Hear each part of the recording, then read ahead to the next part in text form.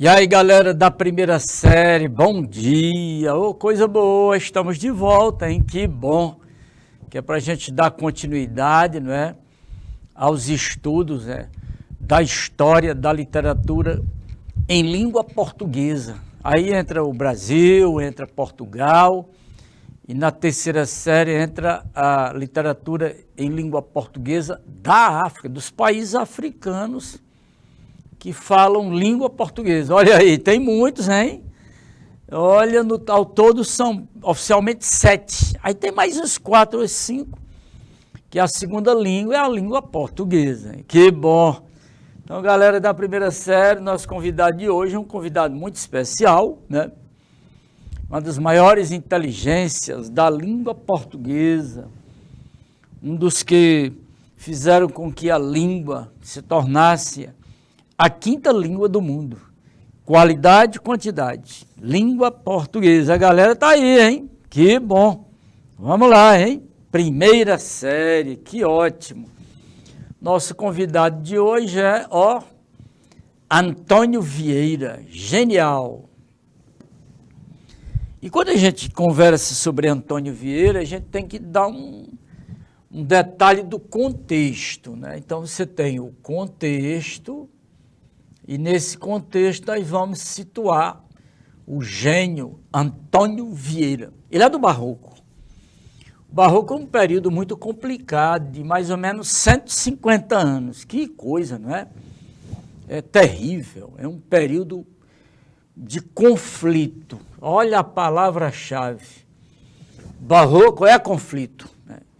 E esse conflito ele é misturado principalmente com muitas questões políticas, né, questões econômicas e questões históricas. Por exemplo, parte dessa data, de 1601 a 1768, mais ou menos, então nós temos um período longo aí de domínio espanhol. Olha aí, dá uma olhadinha aqui. É bom lembrar que nós somos colônia da Espanha por 60 anos.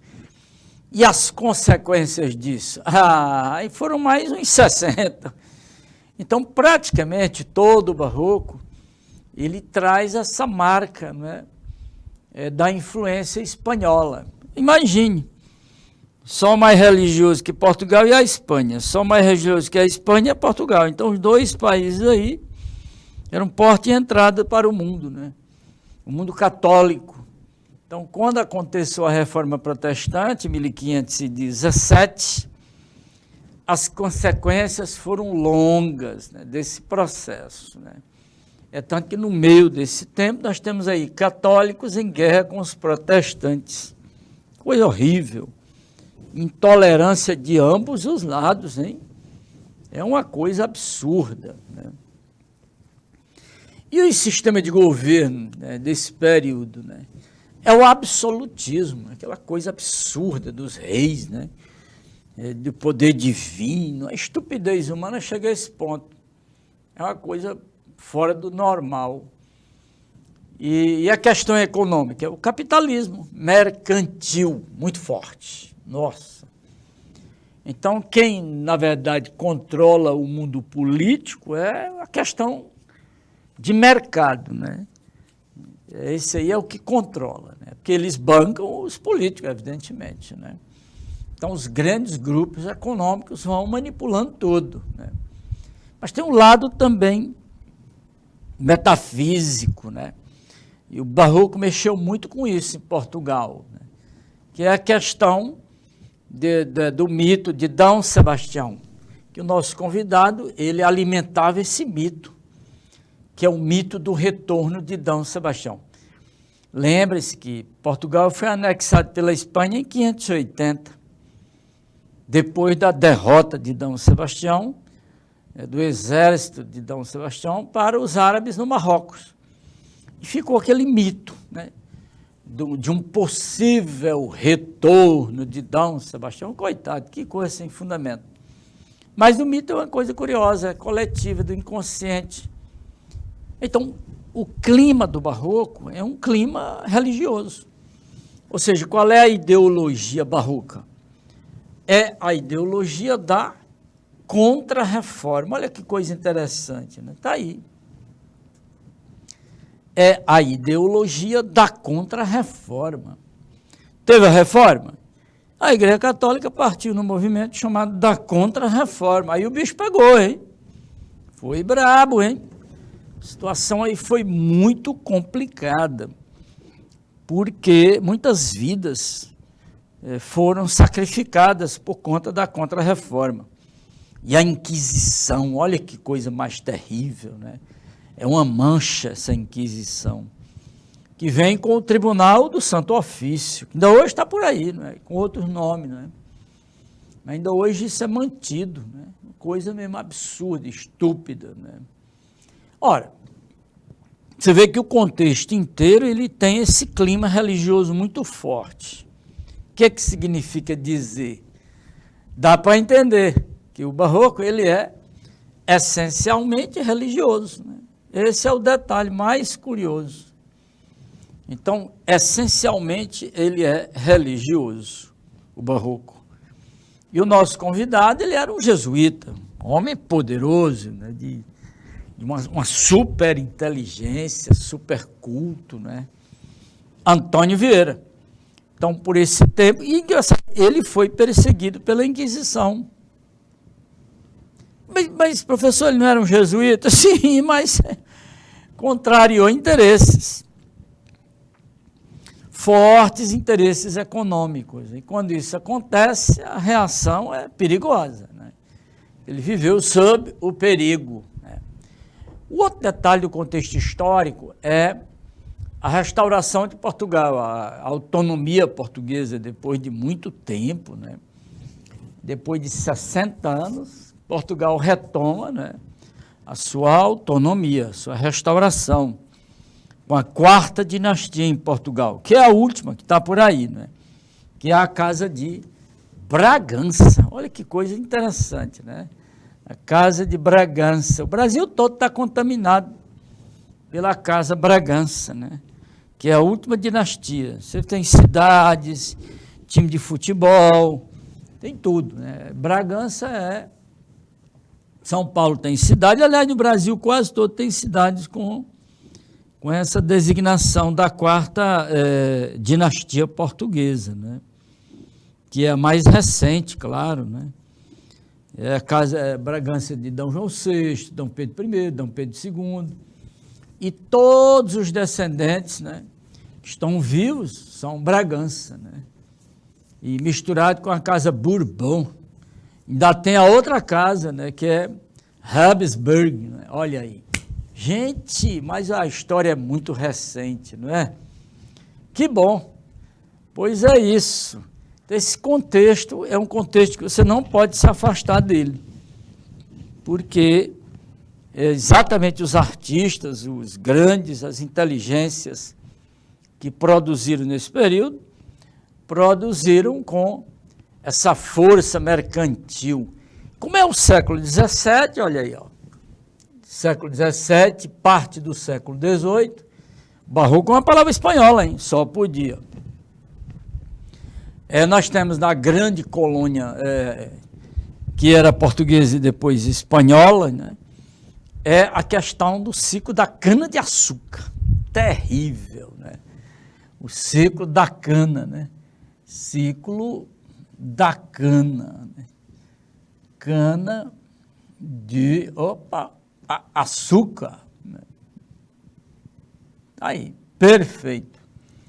Então, nós temos aí essa força mercantil e na colônia, esse ciclo terrível da cana-de-açúcar e os braços que moveram esse ciclo. Aí é o trabalho escravo, hein? E o nosso convidado, ele era anti-escravagista, não admitia, né, nenhuma forma de escravidão, do índio, do negro, seja quem for. Isso custou caro para ele, porque ele foi denunciado, lógico, era uma pessoa muito perigosa para os donos, né, das grandes fazendas, né, de cana-de-açúcar, da produção açucareira, né? Então, esse choque do capital-trabalho aí O trabalho é 0800, né? Então ele não admitia os castigos, a escravidão, etc. E isso era prejudicial. Como o nosso convidado viveu quase um século, né? Nasceu, viveu e morreu dentro do século XVII, ele passou a pregar contra. E aí complicou, hein? Pregou na Bahia, pregou em Pernambuco, pregou no Maranhão, pregou em Portugal, pregou na Itália. Era um homem super, né? Era uma super inteligência. É o gênio, né? Antônio Vieira. É isso que nós vamos chamar a atenção da galera da primeira série aí, todo mundo, hein? Dá a ideia desse contexto, mas então junte os conhecimentos de história, né? De geografia econômica e com a literatura, que são dois campos profundos de conhecimento, e vamos, né, colocar a inteligência nesse contexto aí. E essa inteligência está no barroco. Barroco, características e temas, né?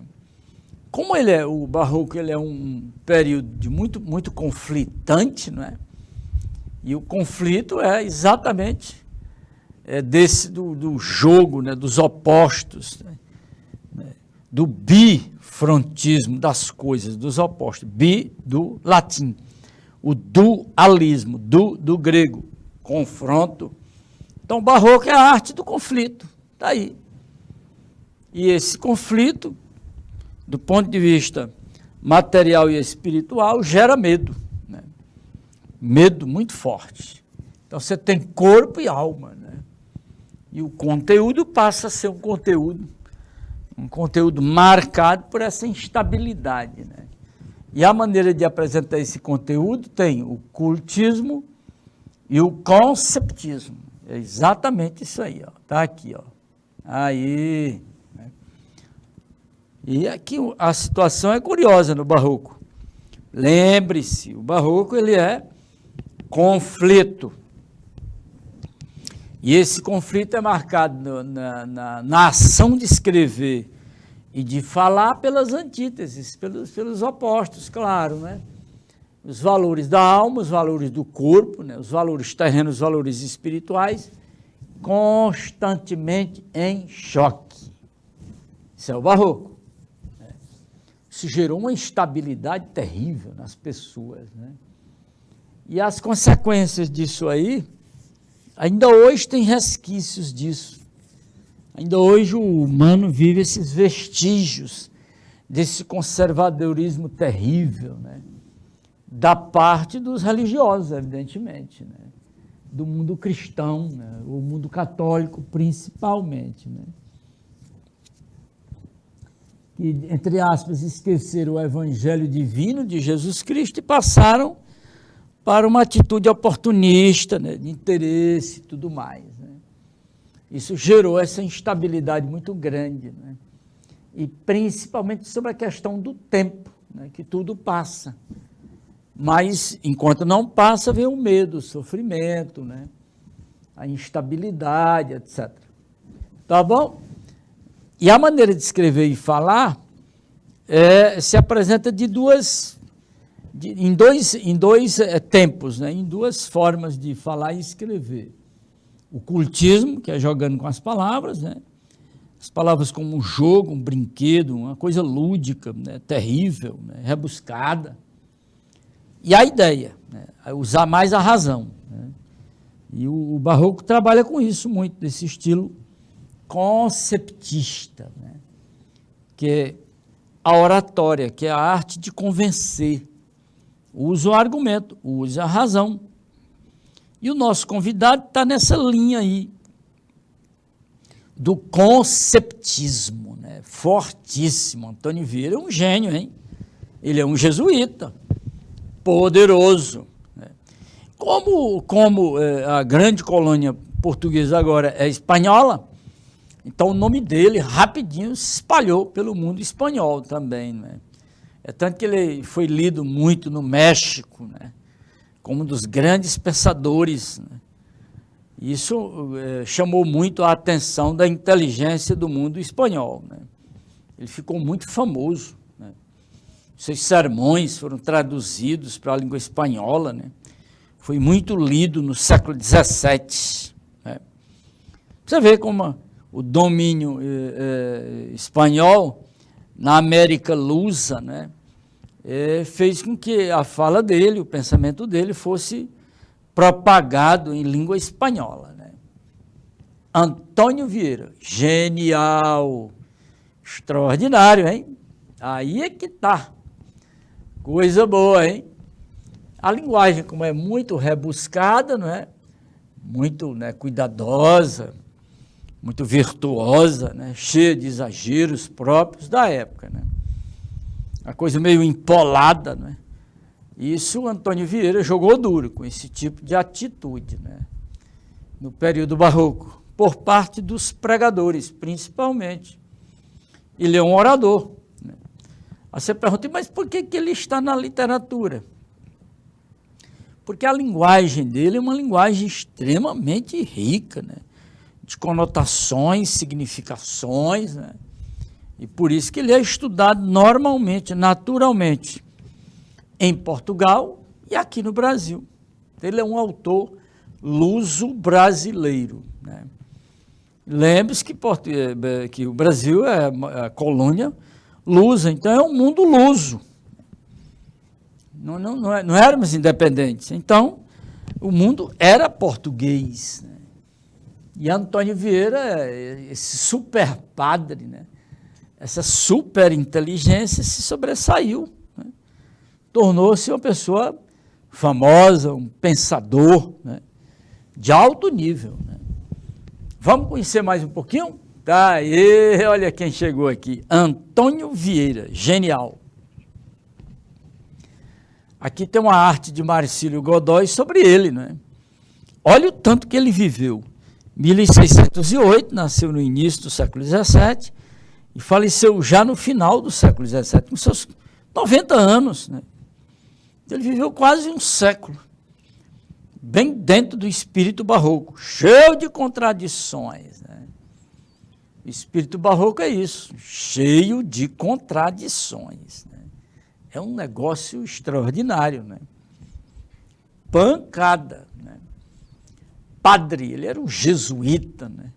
Então você tem aqui o V, né? Olha aí, aqui na gola, né, do religioso, V de Vieira, né? Você tem a barba dele fechada, o solidel aqui na cabecinha dele, né? Mais ou menos foi como esse artista, esse designer de computação, captou o perfil, né, físico e psicológico, e também a profissão dele, né? A atividade, melhor dizendo. A questão não é nem profissão, é atividade. Então está aí o super padre, uma super inteligência, Antônio Vieira, genial. Né?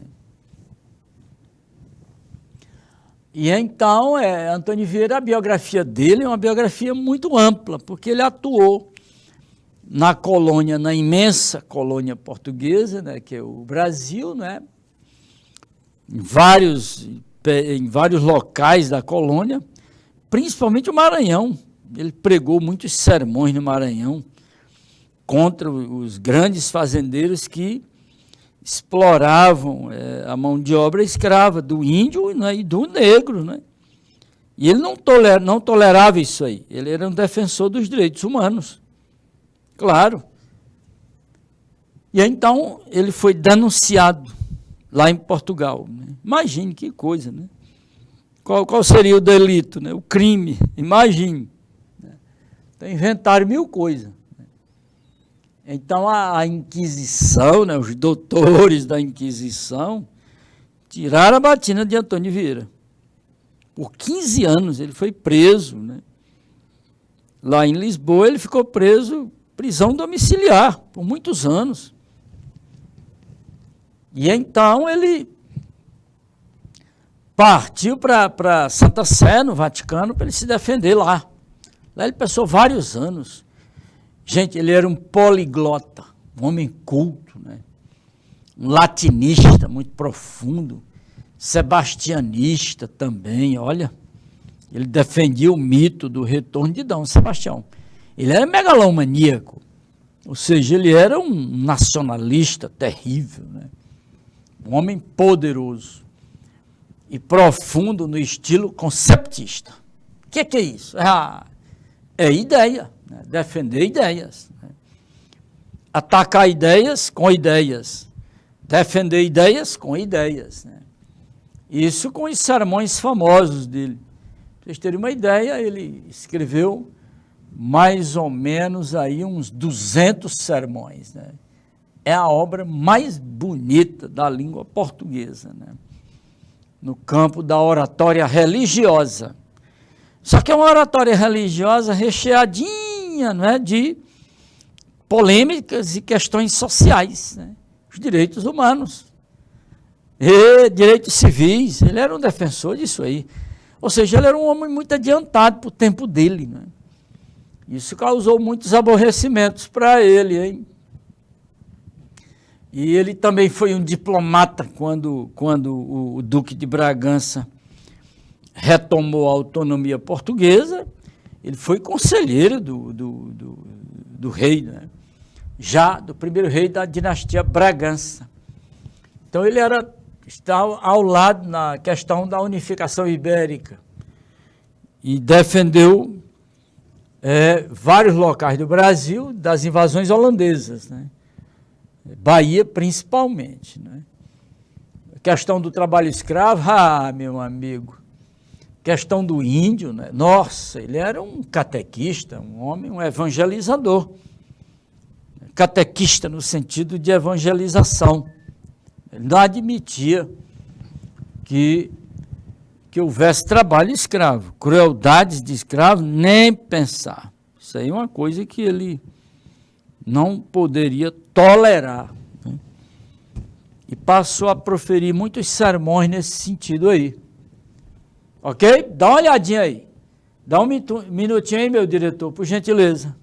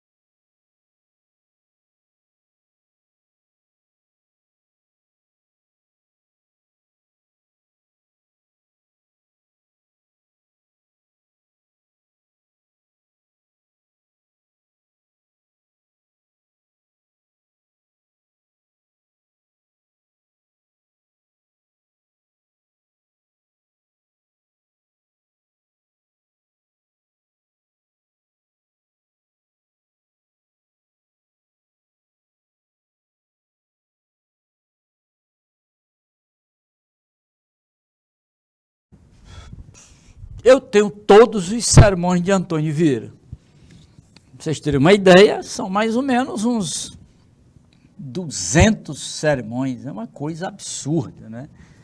Cada sermão tem, em média, assim, umas 12 páginas, né?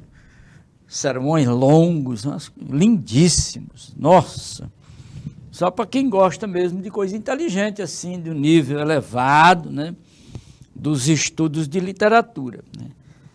Mas vai, você encontra alunos que têm interesse em conhecer, principalmente alunos do curso de Direito, né? Porque mexe muito com a oratória, desenvolvimento do raciocínio, né? Da argumentação, né? Então, Antônio Vieira é esse gênio aí desse jogo, né? de ideias, né? Do convencimento, da persuasão. E o campo dele é esse aí, né? São 200 sermões, é uma coisa impressionante. São 6 volumes, em papel Bíblia, né? Da primeira série, a galera que está aí na primeira série tem esse privilégio, né? Olha aí a Evelyn, o Alencar, Milena, todo mundo aí. Deus, Irene, Micaele, Gabriela, Mateus, Jaqueline, olha, vale a pena, hein? Você ficar em contato com essa grandeza, né, de inteligência, de argumento, né? Era um homem poderoso, de conhecimentos, né? Experiência, observação da realidade, né? E eu trouxe aqui um fragmento do sermão do mandato. Cuidado com a palavra, hein? Tem mandado e tem mandato. Né? E aqui ele chama atenção para a questão de você amar, né? Usar a razão e usar, né, o amor, né? E se apaixonar. Então, ele chama atenção para essa situação curiosa, né? E no meio disso tudo, o tempo. Né? Então nós temos uma frase impressionante aqui de Antônio Vieira: tudo cura o tempo, tudo faz esquecer, tudo gasta, tudo digere e tudo acaba. Que coisa, não é? A repetição anafórica aqui do tudo, não é? É incrível. Então nessa sentença você tem 3, 4 figuras de linguagem, né? Você tem o hipérbato, que é a inversão, né? Tudo cura o tempo. Em vez de colocar na ordem normal, ele faz essa inversão, é charme, né? Em vez de ser o tempo cura tudo, não, é tudo cura o tempo. E aí ele vai trabalhando, usando a vírgula aí, no lugar do conectivo, né? Então você tem um assíndeto. E essa sequência, né, essa sequenciação é uma gradação muito curiosa, muito bela, né? Então você tem aí um jogo de linguagem de alta criatividade, né? É por isso que a gente estuda Antônio Vieira como literato também, né? Porque ele é originalíssimo, né, na construção das sentenças, né? Atreve-se o tempo a colunas de mármore, ou seja, o tempo desgasta até uma coluna de mármore, quanto mais corações de cera. Interessante, né, como ele faz essa comparação, né? Por isso os antigos sabiamente pintaram o amor menino. Ele está mandando o leitor lá para o mundo grego, né? Como os gregos representaram o Cupido, né? O menino atirando flecha para tudo que é lado, né? Porque não há amor tão robusto, né? Ou seja, tão seguro, que chegue a ser velho. Ele quer dizer que o amor é sempre menino, né? Imagine um velho apaixonado, que com um adolescente já é assim, né? Abestado, digamos assim. Imagine um sujeito de idade apaixonada, aí é mais do que ridículo. É tri-ridículo, né? De todos os instrumentos com que armou a natureza, o desarma o tempo. Ou seja, não adianta, o tempo vai, né, consertar tudo. Aí tem um corte aí, né? A razão natural de toda esta diferença é porque o tempo tira a novidade das coisas, né? Que coisa curiosa, né? Ele está dizendo que o tempo vai desgastando as coisas, né? Vai tornando as coisas velhas, né? Aquilo que é novidade com o tempo fica desgastado.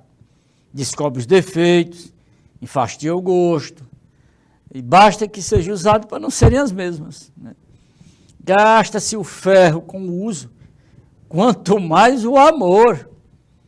O mesmo amar é a causa de não amar, e de ter amado muito, de amar menos. Olha, galera, preste atenção nisso aí. Isso é uma coisa de altíssimo nível, hein? Olha, veja mesmo, né? É um sermão famoso de Antônio Vieira, genial, né? Então você tem o texto, que é o sermão em si, né? E dentro do sermão ele vai jogando vários intertextos, né? Mandando o leitor para muitas áreas do conhecimento, mitologia, né? Vivências pessoais, né? E ele era um homem muito experiente, muito culto, né? Era um latinista, né? Dominava bem muitos idiomas, ele era um poliglota. Era um pregador brilhante, né? Um orador célebre, né? Então vale a pena a gente pelo menos ouvir falar de alguém com essas potencialidades todas de conhecimento e criatividade, né? Tá aí, Antônio Vieira. Valeu, muito bom, hein? Tem mais. Aqui nós temos um momento curioso da obra dele, né? Que é um sermão da 60ª. Esse sermão, ele proferiu este sermão com uma força de linguagem impressionante, né? Contra os maus pregadores. E esses maus pregadores, eles costumavam enrolar as pessoas, né? O ouvinte, o fiel, né? Imagine, super atualizado, né? Você abre os canais de televisão, você vai encontrando pregadores enrolando as pessoas, né? Em detrimento dos bons pregadores. Aí todo mundo joga na mesma balança, no mesmo peso. Então tá aí. Não fez Deus o céu em xadrez de estrelas, como os pregadores fazem o sermão em xadrez de palavras. Olha que coisa. Esse Antônio Vieira é genial, viu? Ele vai longe. Se de uma parte está branco, de outra há de estar negro. Se de uma parte está dia, de outra há de estar noite. Se de uma parte dizem luz, da outra há de dizer sombra. Se de uma parte dizem desceu, da outra há de dizer subiu. Basta que não havemos de ver um sermão, num sermão, duas palavras em paz. Esse é o mal. Pregam palavras, né, de Deus. Preste atenção aí, galera. Mas, olha que coisa curiosa. Não pregam a palavra de Deus. Que curiosidade, não é? O P de palavras com P minúsculo, né? E o P de a palavra de Deus com P maiúsculo. Você vê que distinção curiosa, inteligente, né? Criativa, né? Então o leitor precisa tomar cuidado com isso aí.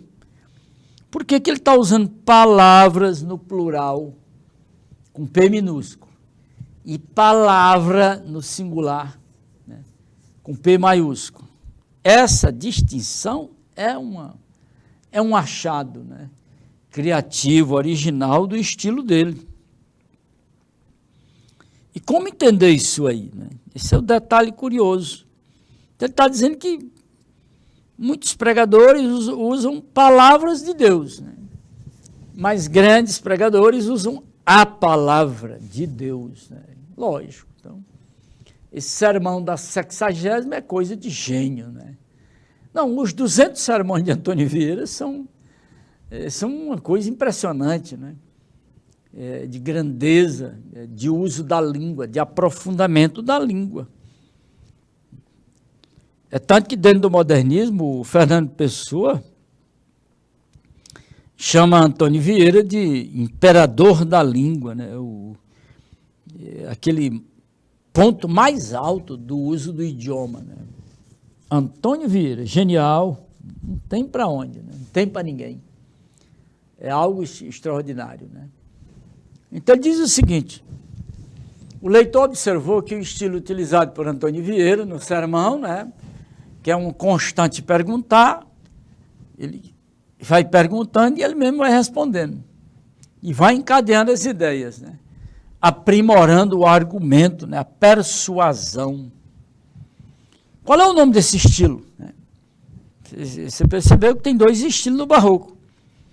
Tem o estilo cultista, que é o jogo de palavras, e o estilo conceptista, que é o jogo de ideias, né?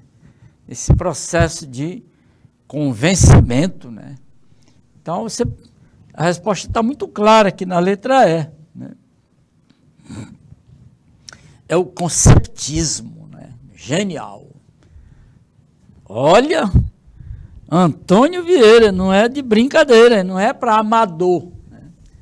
É para aluno esperto, para professor que está ligado, né? Está aí a resposta, Antônio Vieira. Incrível, né? Não fez Deus, né, o céu em xadrez de estrelas, né? Como os pregadores fazem o sermão em xadrez de palavras. Olha que coisa incrível, né? Grande Antônio Vieira, genial, beleza. Pois vamos lá, hein? Olha aí, mais uma pergunta típica do Enem, né? Você tem o texto, né? E o gênero textual aí é a oratória, né? Um sermão, é pregação, é ideia, né? Em todo o fragmento do sermão da 60ª, né, o padre Antônio Vieira critica o jogo de palavras, que é o cultismo, né? Ele critica o jogo de palavras, né? Mas, ao final, ele faz um jogo com a palavra, né? Ou seja, ele brinca com a palavra, maiúscula e minúscula, né? Então, a ponte alternativa em que a gente entende essa explicação, para esse recurso que ele usa, não é? Então, qual é, né? Você vê que um P maiúsculo, ele se refere à Bíblia, que é a palavra de Deus, né? Com P minúsculo, são todas as palavras, aí não tem muito o que explicar. A letra C é ótima nesse sentido. Palavra com P maiúsculo e palavras, né, com P minúsculo, né? Então a resposta é a letra C, né? Muito bom. Perfeito. É um momento muito interessante para a gente exercitar, né, já aquele perfil das questões Enem. Questões de raciocínio, né, de inferência, de conclusão, né, de causa e efeito. Aqui outro sermão famoso, né, o sermão do mandato, né, aquele, né, do primeiro texto, né, o sermão do mandato. Bom, muito bom. Dá uma olhadinha. Pinta-se o amor sempre menino, que é o Cupido, né? Porque ainda que passe os 7 anos, você se apaixona, namora 7 anos, né? Nunca chega a idade de uso da razão. Pronto. Você não usa a razão, né? Usar de razão e amar, tá brincando, né? São duas coisas que não se juntam, né? Você imagina, você se apaixona, aí em vez de ele dosar isso com a razão, saber, né? Não, ele age mais pelo coração, né? A alma de um menino, que vem a ser? Né? Ele pergunta. Uma vontade com afetos e um entendimento sem uso. Você usa mais o lado do coração do que a razão. Tal é o amor vulgar. Ih, gente, aqui é que está o negócio. Tudo conquista o amor, ou seja, o amor conquista tudo, né? Mas ele faz a inversão interessante. Quando conquista uma alma, porém o primeiro rendido é o entendimento, a razão. Ninguém teve a vontade febricitante que não tivesse um entendimento frenético. Que coisa, né? O amor deixará de variar se for firme, mas não deixará de tresvariar se é amor. Incrível, né? Nunca o fogo abrasou a vontade que o fumo, né? O fumo é a fumaça. E o fumo não cegasse o entendimento, né? A maneira de olhar e de perceber. Nunca houve enfermidade no coração que não houvesse fraqueza no juízo. Que coisa! Esse Antônio Vieira é demais, né? Nunca houve enfermidade no coração que não houvesse fraqueza no juízo, né? Por isso que ocorrem os crimes passionais, as tragédias amorosas. As pessoas não usam a razão, né? Por isso que ele está dizendo. Enfermidade no coração é quando você se apaixona. Ele está enfermo do coração, né?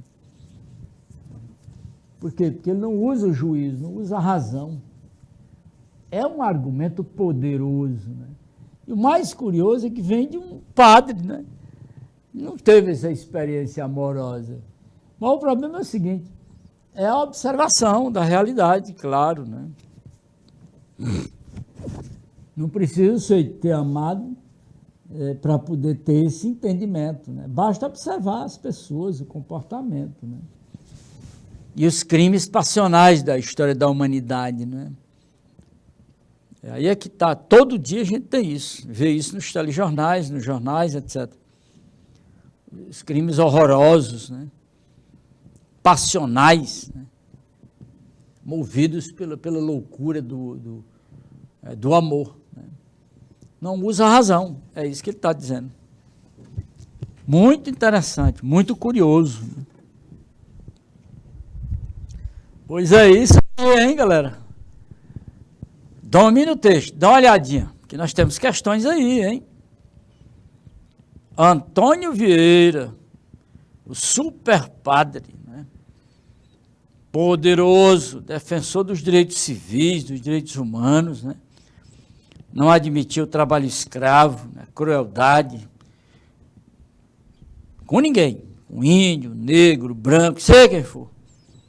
Era um pregador super adiantado para o tempo dele, né? Então, presta bem a atenção, né? Para você ver isso aí, né? Ok? Vamos lá. Olha aí. Sendo parte de um sermão, esse texto possui uma estrutura argumentativa. Olha o gênero textual. Argumento. É um sermão, né? Uma afirmação central e os argumentos, né, que vão por aí, para convencer o ouvinte. Né? Destaque a afirmação central do fragmento. É a questão da razão e do amar, que não se juntam. Né? Não tem nem o que fazer. O argumento dele é esse aí. Não tem como juntar, né, amor e razão. Quando você se apaixona, tchau. Né?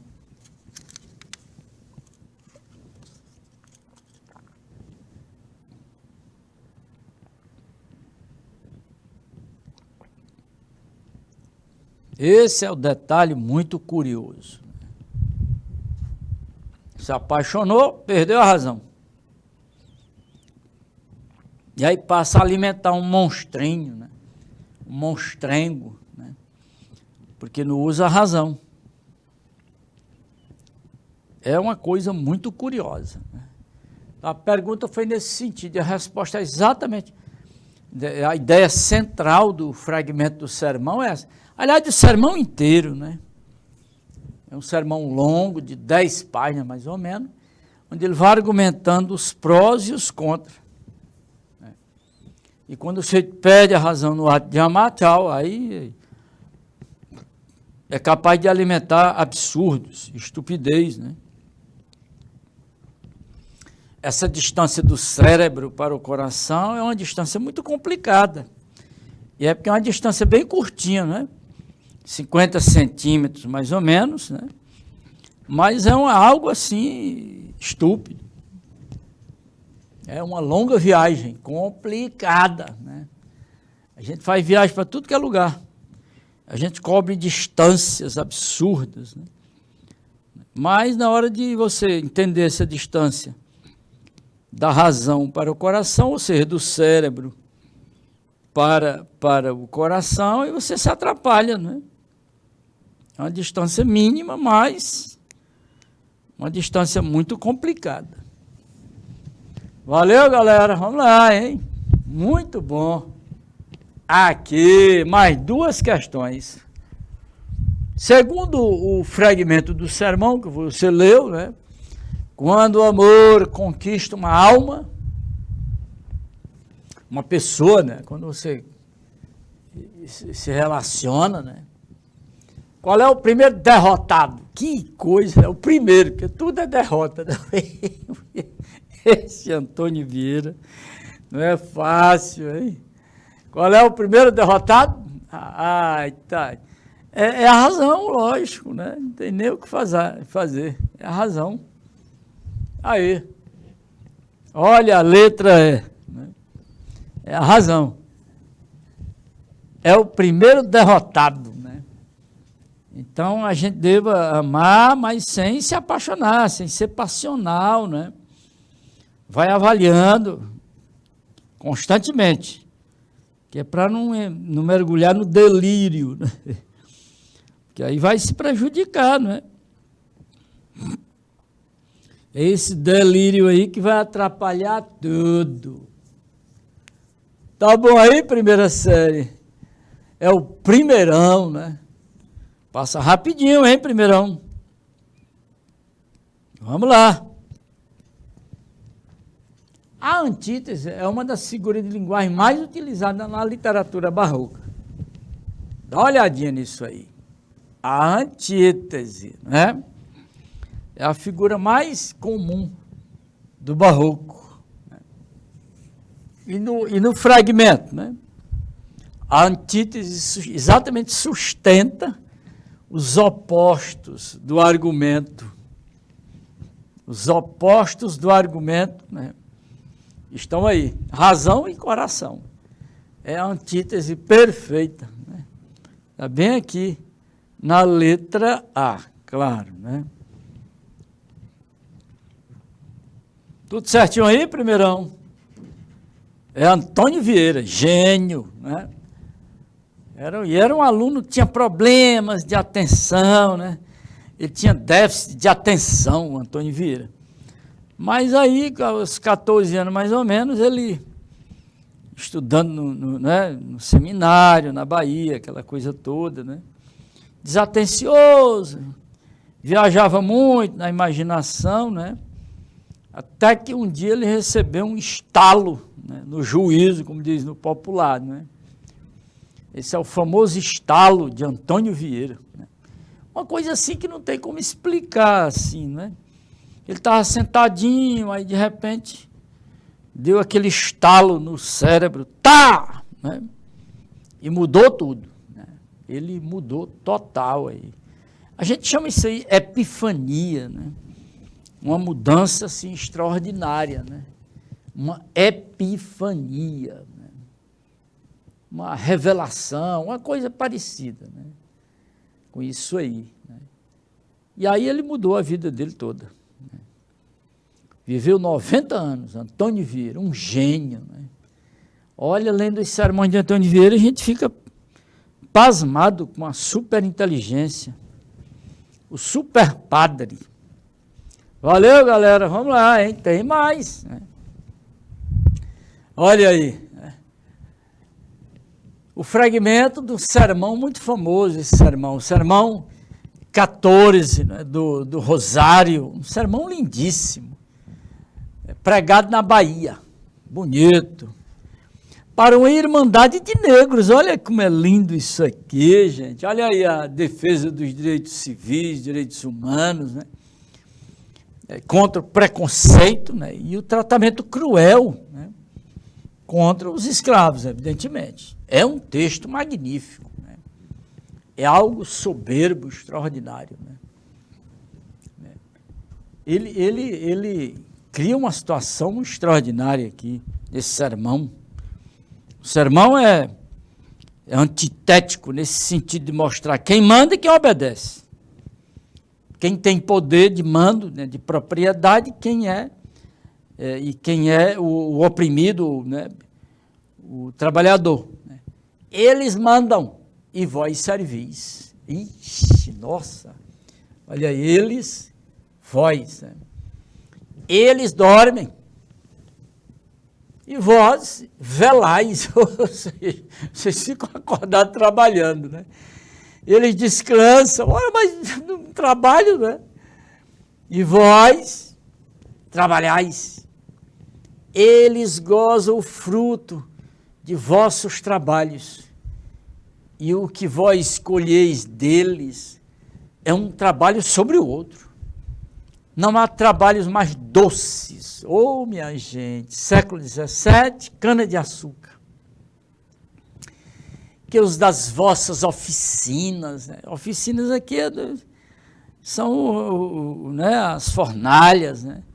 Na produção do açúcar, né? Na queima da garapa da cana, aquela coisa toda. Mas toda essa doçura para quem é? essa doçura. Olha, de novo a pista aí, né?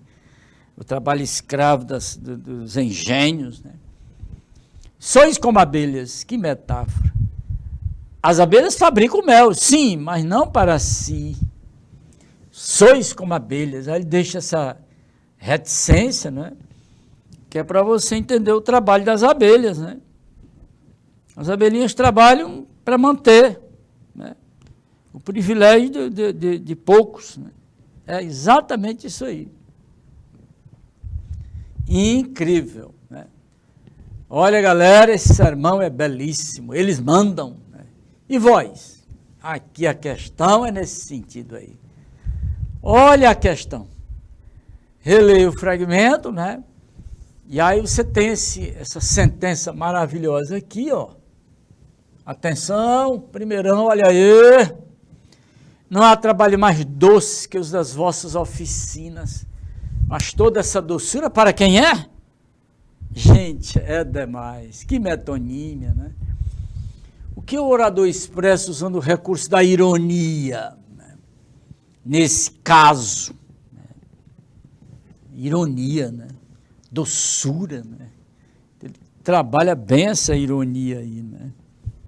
Incrível, perfeito. Né? Ele está se referindo, a letra A é perfeita, está se referindo ao trabalho, à produção de açúcar nos engenhos, pelos escravos, evidentemente, e a doçura é usufruída pelos donos de engenhos, né? Daí a ironia dele, né? A letra A é perfeita nesse sentido aí, né? Produção do açúcar. Doçura, não é? Tá bom. Antônio Vieira, né? É um pregador, um pensador, seguramente uma das maiores inteligências da língua portuguesa. É difícil medir, mas se houvesse possibilidade de medir, ninguém chegaria, né, a essa gavetinha lá de cima, que é a dele, né? Incrível. Valeu, galera. Estamos fechando aí a nossa aula, né? Que ótimo. Conversando sobre Antônio Vieira, genial. Né? E aí, para a gente fechar, olha aí, o último momento aqui, né? Aqui, ótimo. Né? A quem se referem os pronomes eles? Epa, eles, né? Eles, estão lembrados? E vós, né? Quem são eles? Quem são vós? Né? Eles mandam. Né? Que coisa, né? Então, dá uma olhadinha aí para você perceber. Olha a letra C, né? Eles, né? Os que mandam, né? Claro. Né? E vós, os que obedecem. Perfeito. Perfeito.